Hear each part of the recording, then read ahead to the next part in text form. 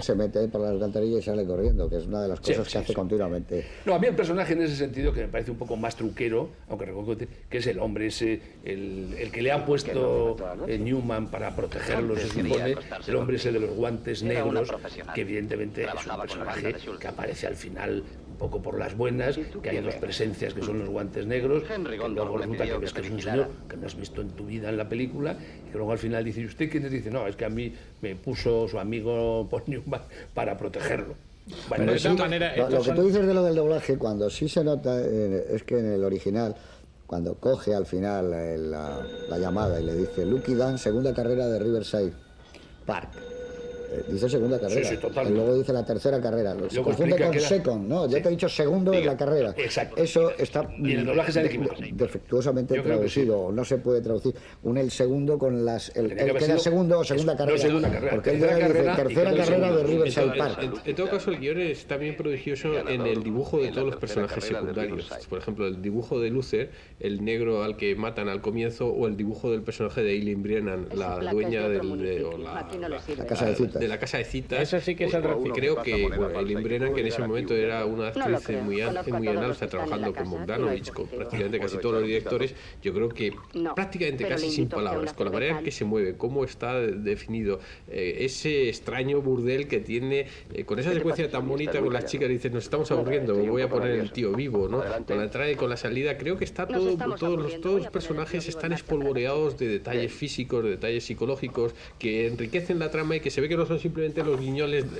los muñecos de un guiñol en la representación, ¿no? Y hay buenos ejemplos. De todas maneras, en todos ellos, las objeciones que haya podido poner, y estoy convencido de que vosotros también, son objeciones de esas de sabios entre comillas, o sea, de hacernos el sabio entre comillas. El guión es maravilloso, la película es magnífica. Pero son objeciones que uno acepta porque están en función del mayor interés de la película. Claro. Si no fuera así, la película a lo mejor en el último tercio... Pero que yo creo con Eduardo que la puesta en escena es una puesta en escena muy cuidadosa, que no solamente es una puesta en escena artesanal, que se ve que hay un gran talento detrás de esa puesta en escena artesanal. Mira, hay un plano que ahora mismo, es que tú has mencionado el garito y al mencionarlo lo he recordado, que es ese plano general que hay de la entrada del garito de esta señora, cuando se ve al detective Schneider que ha entrado y no se le ve la cara, es el bulto solo que está al fondo y no necesita ni ver la cabeza. Es un plano magnífico, donde y la claridad con que ubica los escenarios, es decir, la geografía es prodigiosa, perfectamente. Es decir, en todo momento sabes quién está mirando a quién, dónde están,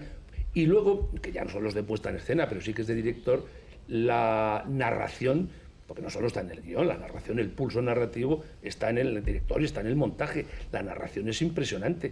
Y hay un elemento que a mí me divierte mucho, que es un poco lo que podríamos llamar el MacGuffin de la película, que es todo el lío ese de las carreras de caballos, que están dados todos los elementos imprescindibles para que el espectador sepa de qué va, pero tampoco excesivos, ni prolijos, ni pesados. Es decir, que hasta en un país donde no se sepa muy bien cómo funcionan las carreras de caballos, que en el fondo son muchos, incluido el nuestro, el espectador no se pierde en ningún momento.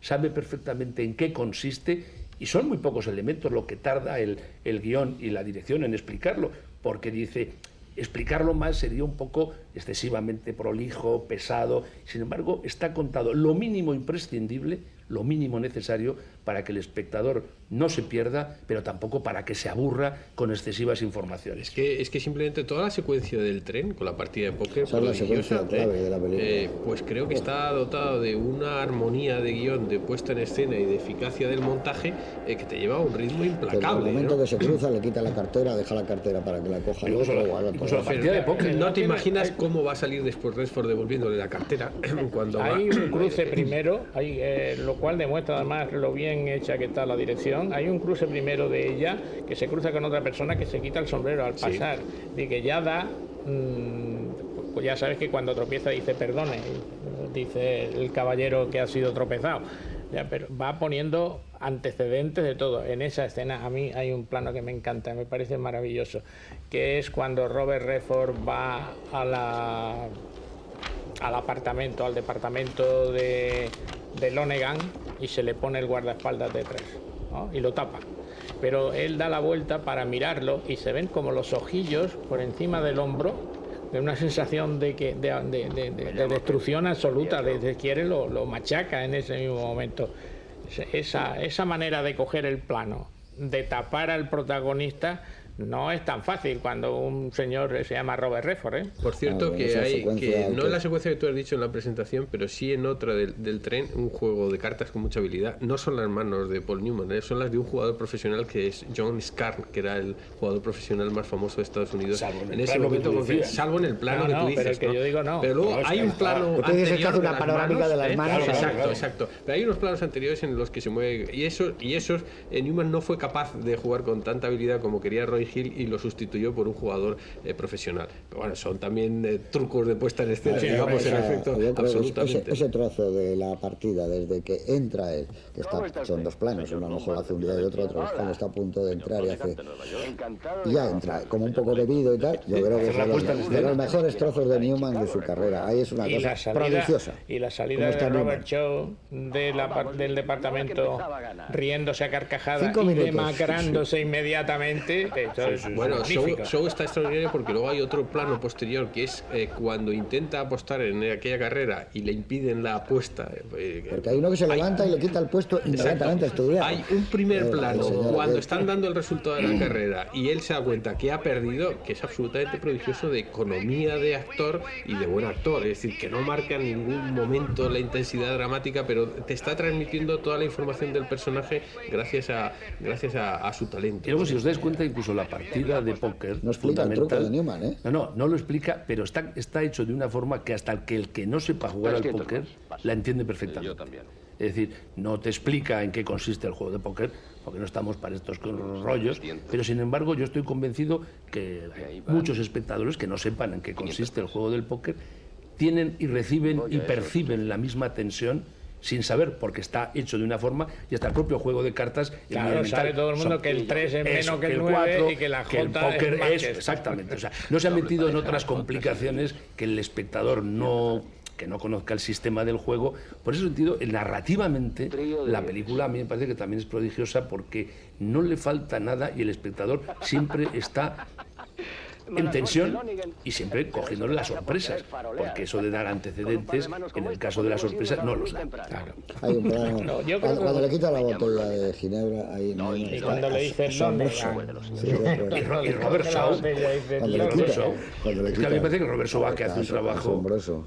Estaba maravilloso en ¿cómo se llama? Un hombre. No, El hombre para la eternidad. El hombre para la eternidad, ahí estaba maravilloso. Además es un actor de gran formación intelectual, cultural, que hizo unos montajes, creo, en Shakespeare, porque es inglés, sí. En Londres, me parece que hizo no sé si fue un Ricardo III. No sé si es inglés o... Es inglés, sí, es de origen inglés. O canadiense. No creo que es inglés y que sus primeros trabajos fue en teatro y además especializándose en Shakespeare. Él estuvo rodando en España Custer, la película de Custer.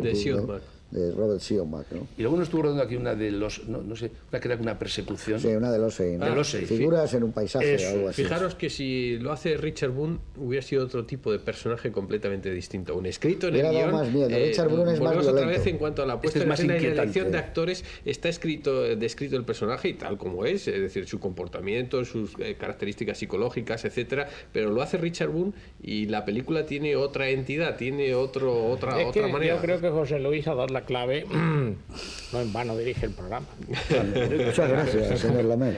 A dar la clave cuando ha dicho que esta es una película de productor. Yo también lo creo. Sí, yo también.